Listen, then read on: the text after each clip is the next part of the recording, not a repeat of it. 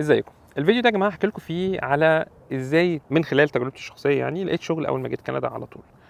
ومش الهدف من الفيديو خالص التفاخر، لان انا صدقوني وانا في الفتره اللي كنت بدور فيها على شغل ده ما كانش في اي نوع من انواع التفاخر. انا كنت بص وحاسس بالضياع التام، كنت حاسس ان انا يعني ايه لا اسوى شيء يعني.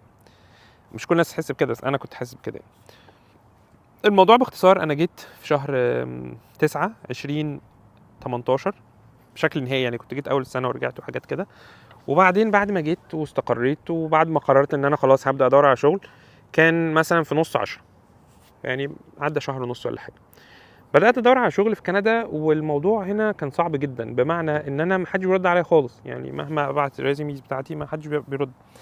اكتشفت بعدين ان هو الموضوع ده بسبب كتابه الريزومي بتاعك. الريزومي بتاعي مش مفهوم، هم عارفين ان انت جاي من حته غريبه، يعني انت لو واحد عايش في كندا ففي طريقه معينه لكتابه الريزومي بتاعتك.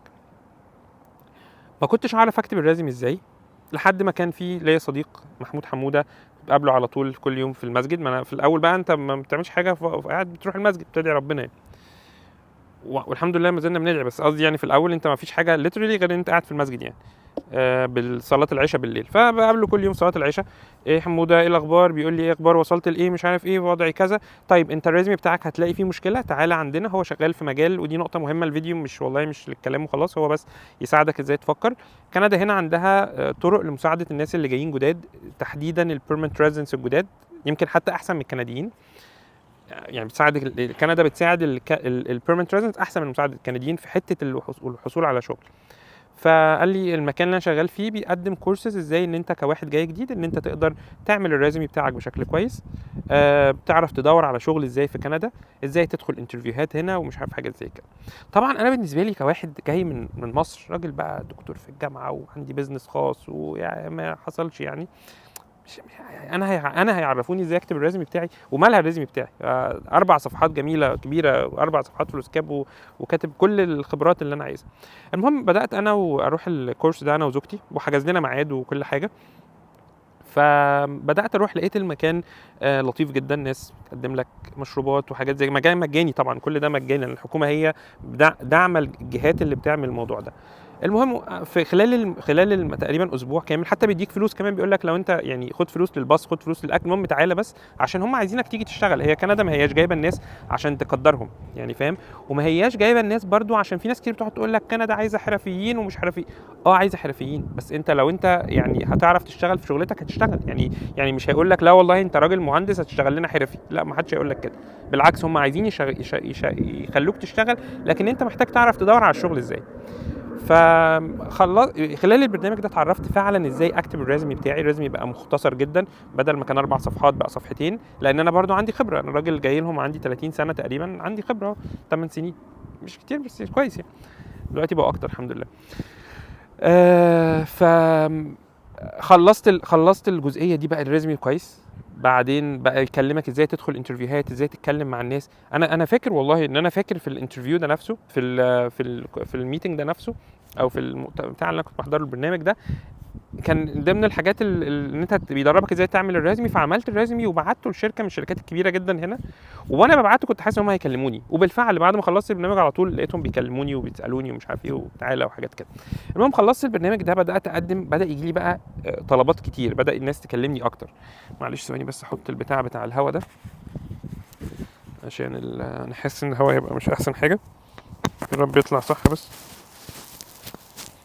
لو انتوا سامعيني بيقولوا لي بعدين الصوت اختلف ولا ما اختلفش. المهم كان عندي صراع ان انا بقى يعني انا دلوقتي لغايه دلوقتي عديت المشكله اللي ناس كتيره جدا ما بتحاولش تعديها، وهي ان محدش عايز يتقبل القصور بتاعه. مش القصور بتاعه عشان هو مقصر، الامكانيات بتاعته.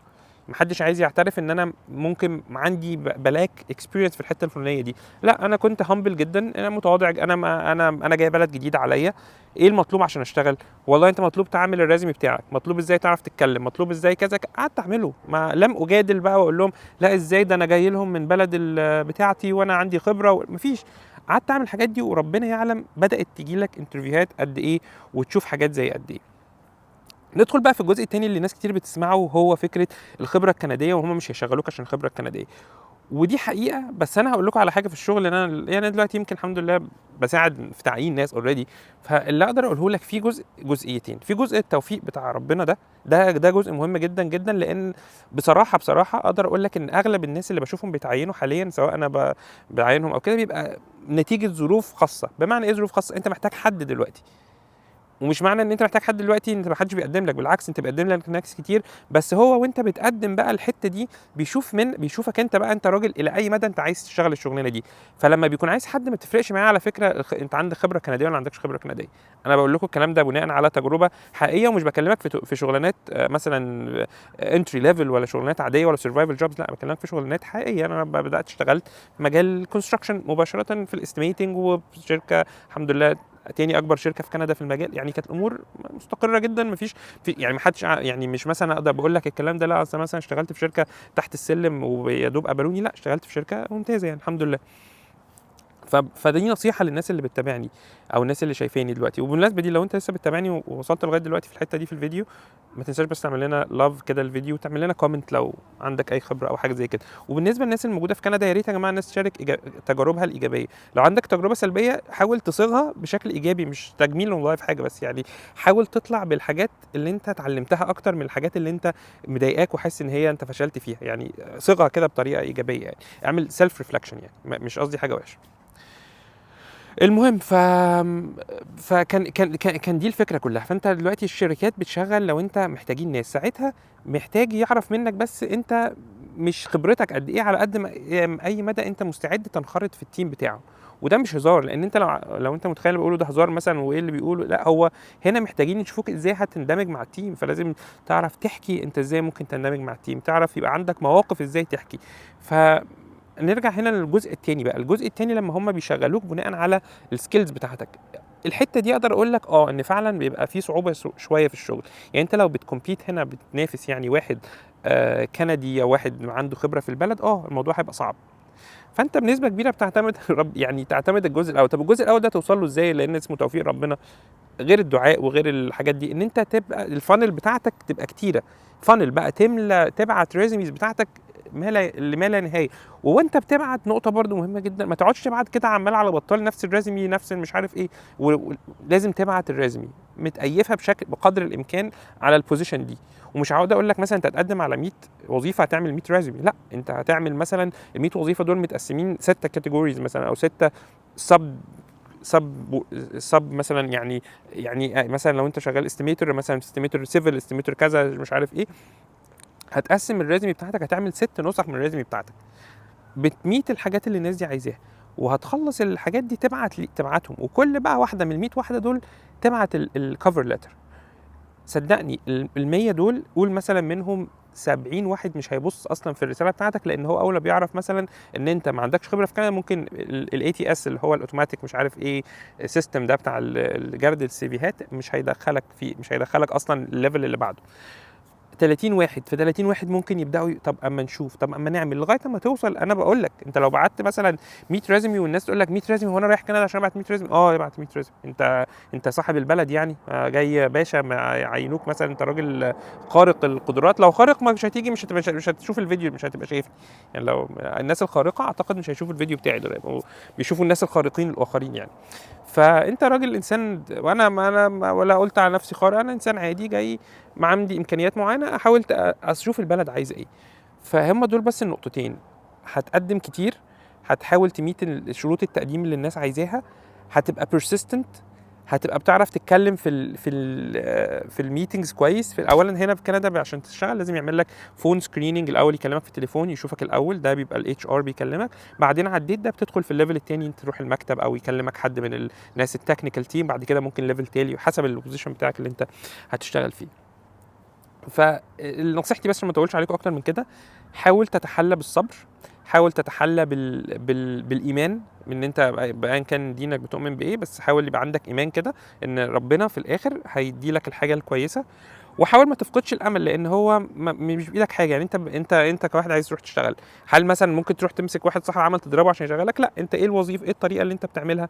ان انت بتروح بتقعد تبعت تخبط على الباب، اللي هو طريقه الايميلات. في طريقه تانية هحكي لكم في فيديو تاني، ودي حد مقرب جدا جدا مني عملها والحمد لله نجحت. مش كل الناس تنجح معايا، لكن انا شايف ان هي طريقه ممكن ابقى احكيها لكم في فيديو تاني. وبس لحد ما ربنا كرم واشتغلت والامور ماشت بشكل كويس وخلاص. بحكي لكم الفيديوهات الجايه بقى على المشاكل اللي بتقابلك كواحد جاي جديد في الشغل وحاجات زي كده. وهحكي لكم برضو لو انت خلاص مش ناوي تدخل في التكنيكال في البروفيشنال جوبز او التير الجوبز اللي انت هتشتغل فيه، ايه اللي ممكن تشتغل فيه في حاجه تانية. ده باختصار كده الحاجات اللي انا كنت حابب اقولها لكم النهارده. اتمنى يكون الفيديو عجبكم، ولو عجبكم ما تنساش بس تعمل لنا كده متابعه للصفحه بتاعتنا على المكان اللي بتشوفنا فيه. ويومكم سعيد. طبعا النهارده الجو، احنا النهارده يوم 7/12، جو فانكوفر زي ما انتم شايفين كده لطيف خالص الحمد لله.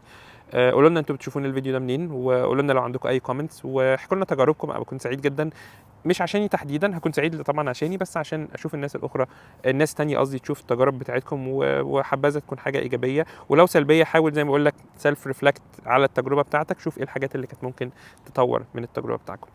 يومكم سعيد، مبسوط اني كنت معاكم. خلوا بالكم على نفسكم. السلام عليكم ورحمه الله وبركاته.